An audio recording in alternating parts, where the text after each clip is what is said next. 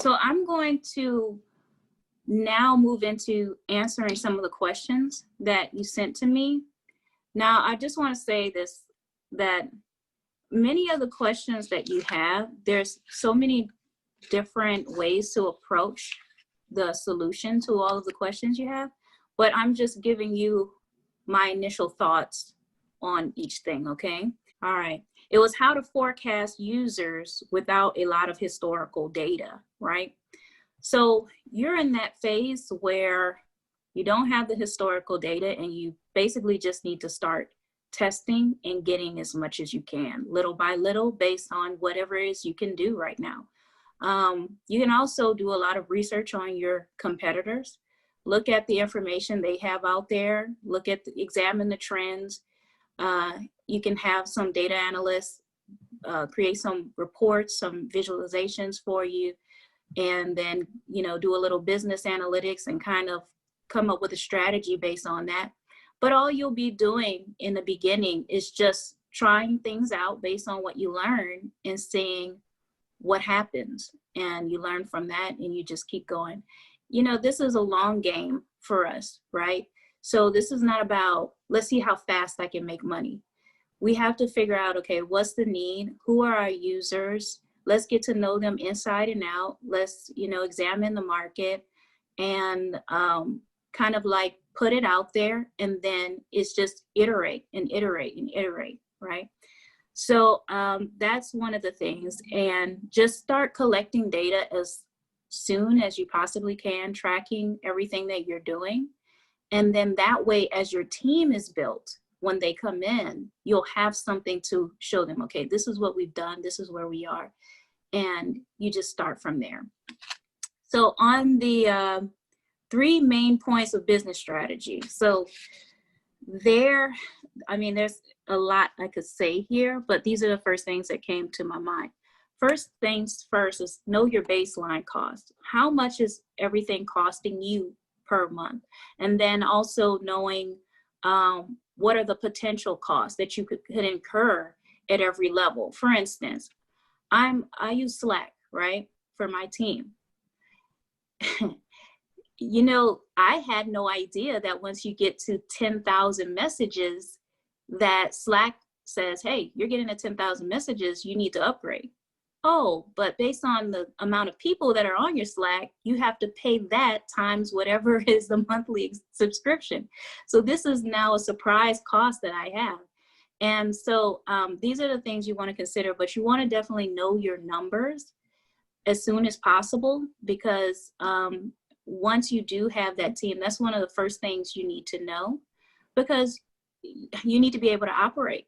You can't even strategize goals and have those goals make sense unless you know what your numbers are. So that's number one. The second one would be start strategizing your milestones, get a timeline together, some deliverables. It may just be you. I don't know who else you have with you. You have a co-founder. So you guys will have to divvy up the responsibilities, but you just need to have a date. Sorry, somebody's trying to call me. Have a date associated with everything you need to do, and just keep adjusting and adjusting. And, look at the milestones you're trying to hit and just analyze and keep track of everything. I really want to stress that, keeping track of the things that you do, because you have to think about your future self. Your future self will have a team, and they're limited based on what you documented.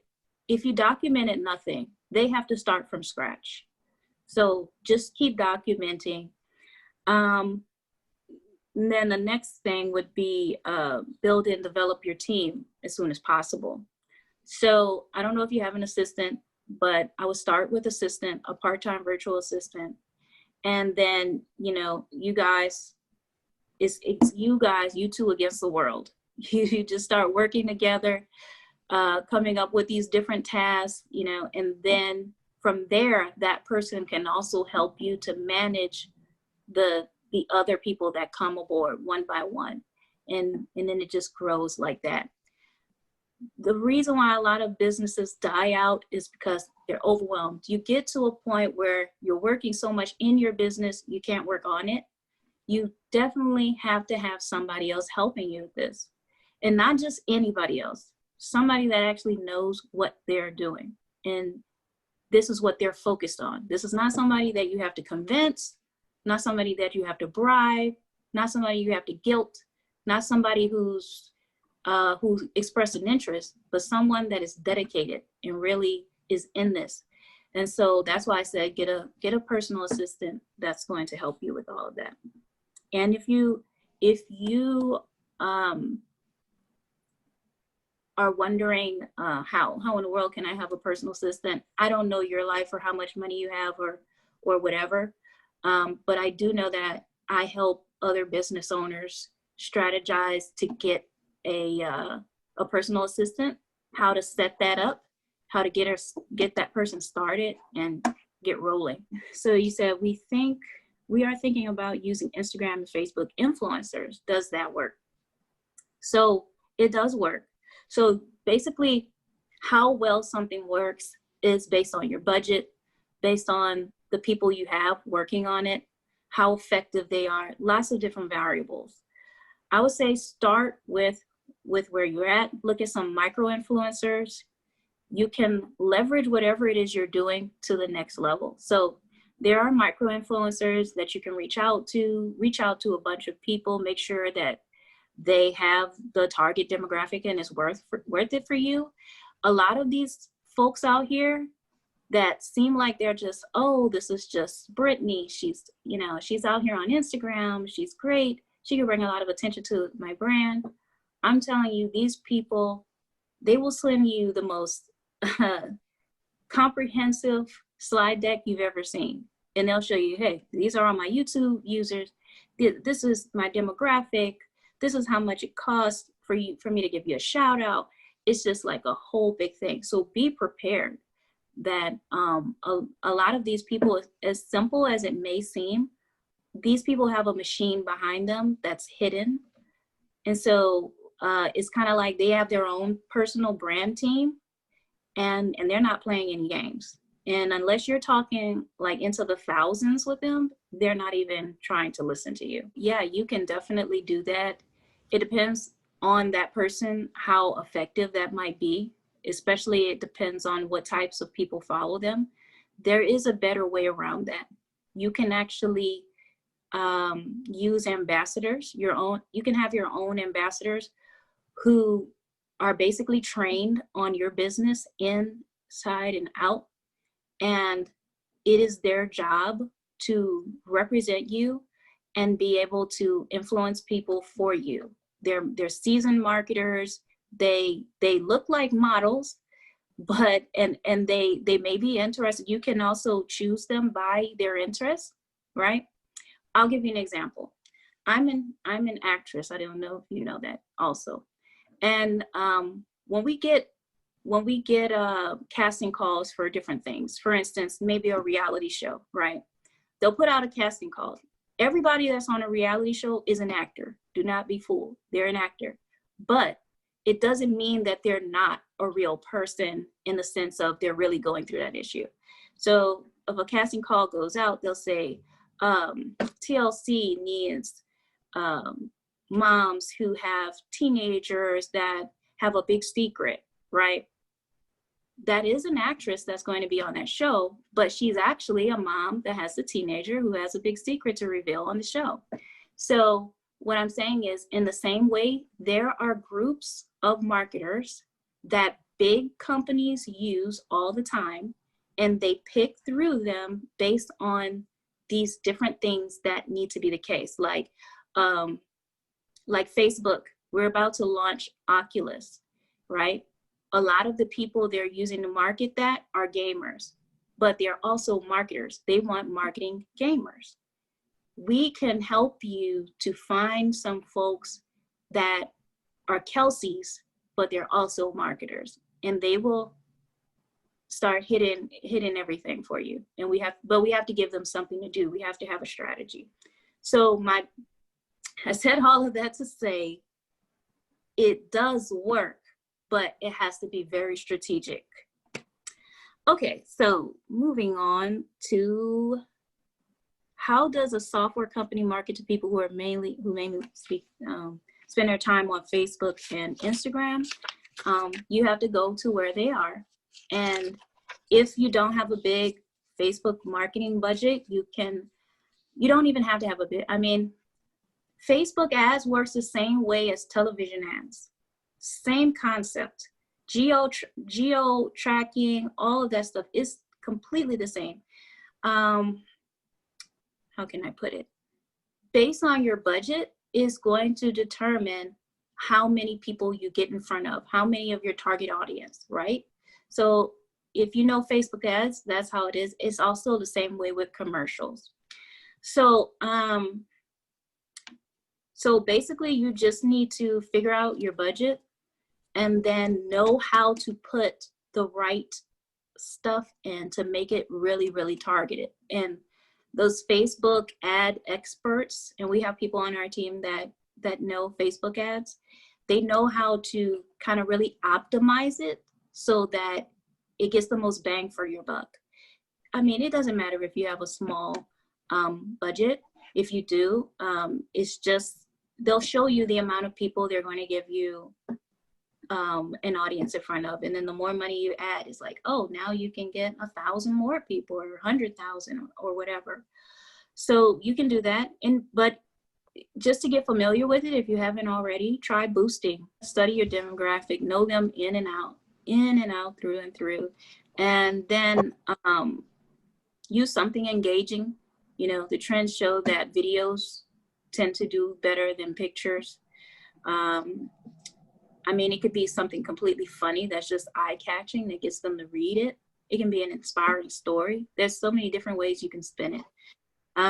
Tailor your messaging. You just want to make sure that your messaging really attracts those Kelseys and that it's something that would apply to them. A lot of times the messaging is what throws everything off. You know, if you say, oh, if I was an organization trying to help business owners and I say, oh, you business owners, blah, blah, blah. But the only pictures I use are people in suits in corporate environments and stuff. It'll make the small businesses feel like, oh, this doesn't apply to me, and keep scrolling. So just make sure that you know what the Kelseys would click on.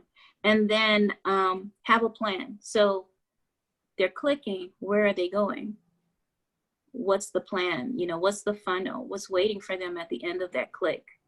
That is more important, and the part that that's really going to take a lot of your brains than the Facebook ad itself, because the last thing you want to do, and it's the same way with commercials too, the last thing you want to do is to get someone introduced to your business and it's not in its best state, right? We have to look at, hey, is your website looking its best? Is it a little outdated? Are there any errors? You said that if you clicked here, you will learn more, but instead you just sent them to your homepage. You didn't send them to a page that they would learn more about that one specific thing. Now they need to find it on your website. And by the way, your website is confusing and it's not user-friendly. And this is where a lot of people run into problems with Facebook ads, and especially with marketers who help them with their Facebook ads. They'll say, you know, oh, I just want some traffic to my site, when really they want conversions. Well, the marketing team, they do their job and they send a bunch of traffic. They make this great campaign. They send them to the site, and then the site has a low conversion rate. And now they say, oh, well, Facebook ads are a waste of money, when it's really not. So we have to see what's the most important priority. All right, on sales, you said, what is an effective pricing strategy and subscription model? So let's see what my notes were. So I would have to really study your product and know it very well to think of some suggestions. But I would just say research your competitors, see what they're doing. see what makes sense to you, you know. Sometimes you copy another person's subscription model, and it doesn't actually work for you and how you want your business to be set up. Now, all of this is just testing. The great thing about it is if you figure out that something doesn't work for you, just change it, you know, or go back to what you had it to before. And so, but when it comes in any way that you begin, you have to think about the segmentation. So for instance, when Dropbox started off, it gave everybody a free subscription. Use Dropbox for free. And then if you invite more people, then you will get more space. Everybody was inviting people. Then you get to a point where they're like, okay, you're running out of space, you need to upgrade. Well, because I'm so used to using Dropbox, all of my stuff is here anyway, and it would be like chaotic for me to try to move all of that stuff to a different program. I'm gonna stay with Dropbox. So I think everybody should have a level of free, something free to start with. So many software companies, they just like kill all their prospects because you can't even get past the threshold or experience them or get to know them at all because you have to buy straight up. Companies, they kind of like shoot themselves in the foot by not allowing people to experience their software without paying first, and then their subscriptions are really short. So it's kind of like, oh, dude, should I really do this? Because next thing you know, in 2 weeks, boom, they're going to hit my account. So you just have to be careful. But the most important thing is think about segmentation. You asked, let's see, you have essential, premium, right, etc. How do you limit the features in each?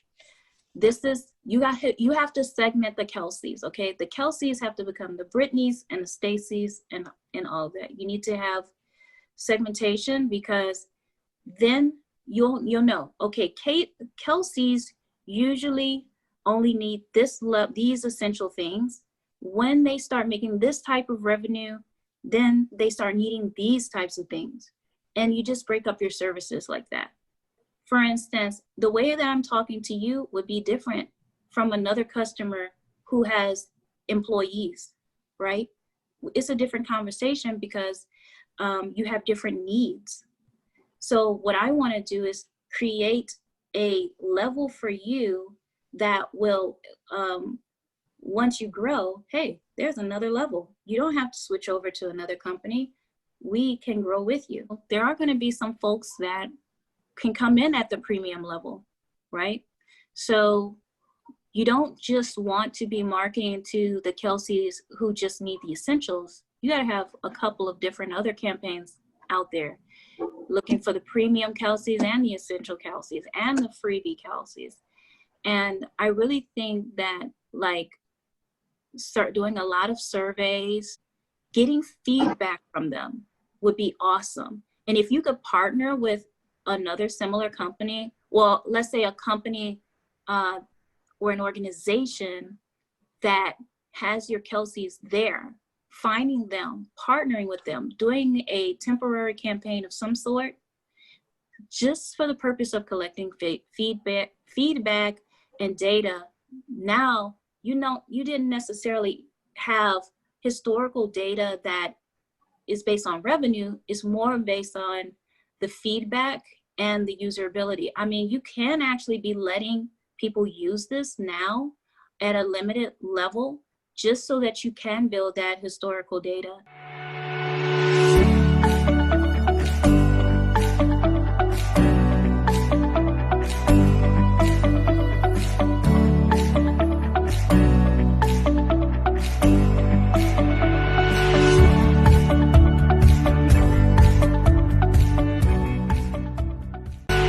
And I mean, just because it's there, just because you've made something doesn't mean you have to be charging everybody.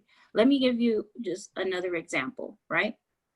I'm just going to use Facebook again, just because that's the most recent thing in my mind. Oculus is out. Oculus is sold out right now, okay?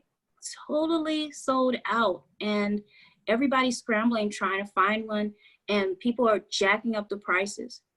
But there are people still that are using the Oculus for free right now. Why? Because Facebook wants to collect data. So they have their own campaign of people using the Oculus for free, and they're just getting that information because they're getting it from people they can trust, people that they know, people that are professionals, and they're testing things out. And as they're testing and learning from the people who are using it, they are learning from them, listening to them, and making updates based on that. So in the same way, you can do the exact same thing. I'm actually doing the exact same thing with an organization that I'm starting with one of my schools I used to go to. And we're launching a program that we're going to pilot there, collect the data, and then spread it all over. And just to take the pressure off of yourself, you don't necessarily have to use someone who has a great influence. You can get a lot of the data and the testimonials and all of that you need from the folks that are using it. They may not necessarily be the main person who's promoting it on their Instagram or whatever, but that's something that you can still use for yourself, for your own promotional stuff. So you have pictures and testimonials from all over the country coming in that you can use all year long.